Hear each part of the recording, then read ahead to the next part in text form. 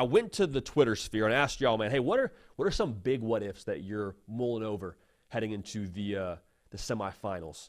And a couple of y'all hit us up. I want to go through them right now. Marcus, he says, hey, what if Quinn Ewers plays like he did against Michigan in this Cotton Bowl? And there's a part of you, too, where if you're a Texas fan, you're like, oh, yeah, I remember that.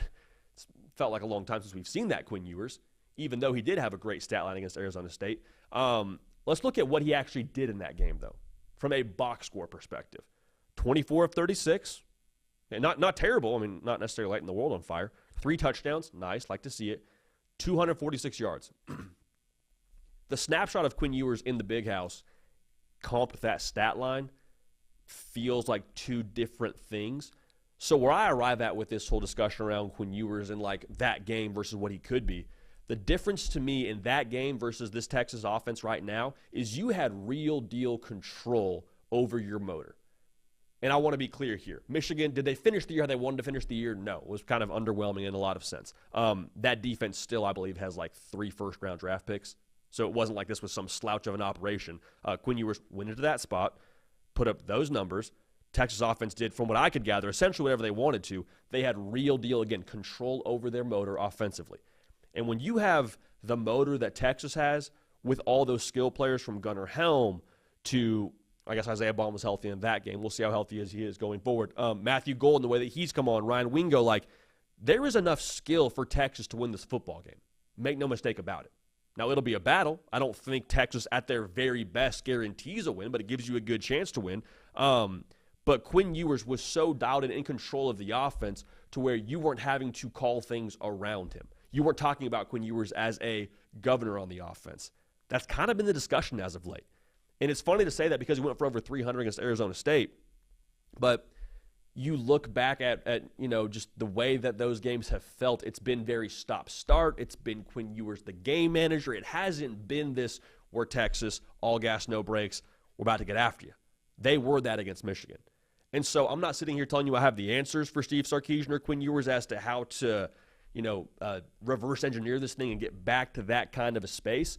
But to answer your what if Quinn Ewers plays like he did against Michigan and Texas has that kind of control, whether it be downfield or in the intermediate game, he just has that confidence. They are good enough to beat Ohio State. They are. They're good enough to beat Ohio State. It's a brand new year here in 2025, and we're all about setting goals and also actually hitting those goals.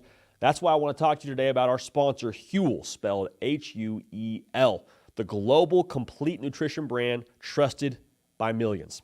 Their Black Edition, ready to drink, is a complete meal in a bottle, high in protein, low in sugar, and packed with all the nutrients your body needs to perform at its best. And right now, new customers can try it for 15% off plus a free gift using our code on this show, code HARDCOUNT15. All right, so I know a lot of us got a lot going in the mornings. Maybe you can't make all the time to cook yourself some bacon and eggs. Huel got you covered. Again, got all the nutrients you need to keep you rolling throughout the day.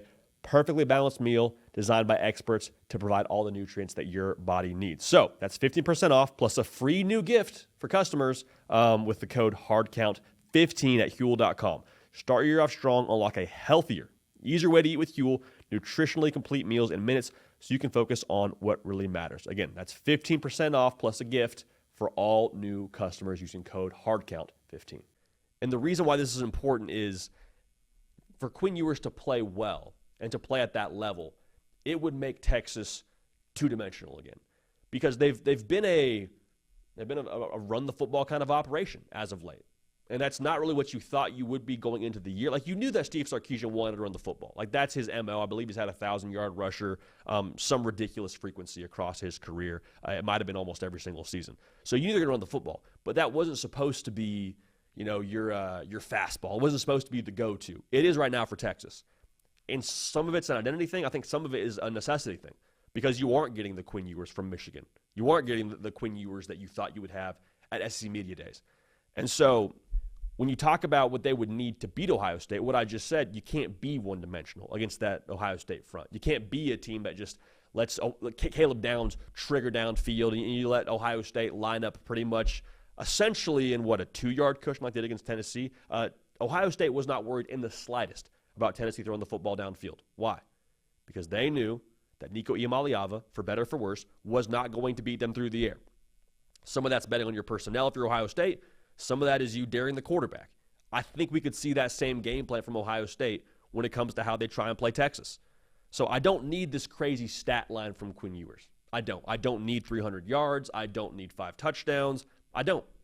What I think you need, though, is 1, consistency, and then 2, again, control to where if we do get in a spot where we have to go 0-60, I need Michigan Quinn Ewers. I need overtime Quinn Ewers against Arizona State. If you have that at Texas in this game, they absolutely have a chance to win. Now, I'm not trying to gaslight our viewers here and give you this whole Texas could win, Texas could win, Texas could win. We've picked Ohio State. We picked Ohio State because of Quinn Ewers not looking this way the last couple of games, and quite frankly, a lot of the times since this Michigan game. But even with that being said, if you're telling me without a shadow of a doubt that the entire Texas playbook is open and Steve Sarkisian then gets to call what he wants to call, he's not feeling limited by the quarterback play, at that point in time, then all right, hey, game on. Playoff football, the game's in the state of Texas if that matters to you at all, and we'll see.